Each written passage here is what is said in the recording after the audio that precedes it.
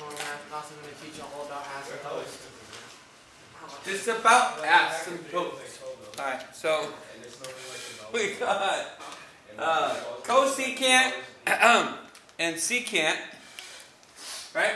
And I know the book has it as secant and cosecant, but I like it cosecant and secant. Why? Why am I doing cosecant and secant?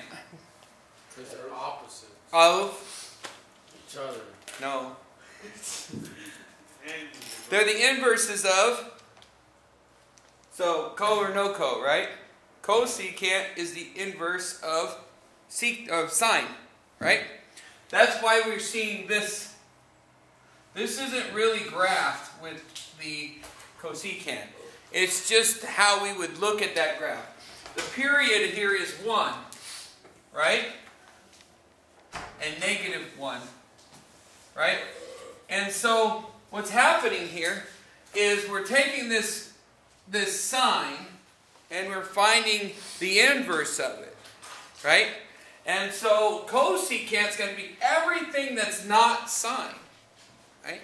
So it's going to be the inverse of it. And so this goes off to infinity in both directions. So again, the amplitude is undefined, or I like to think of it as infinite, right?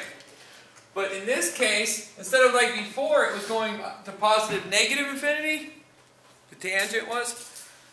With cosecant, it goes off to positive infinity and positive infinity. Then it comes over to the other side, where it's coming down on the sine part.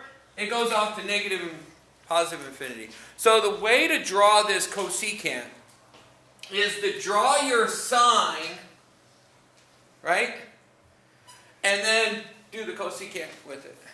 So think of it as sine and then do the opposite in both of these areas and you'll be fine.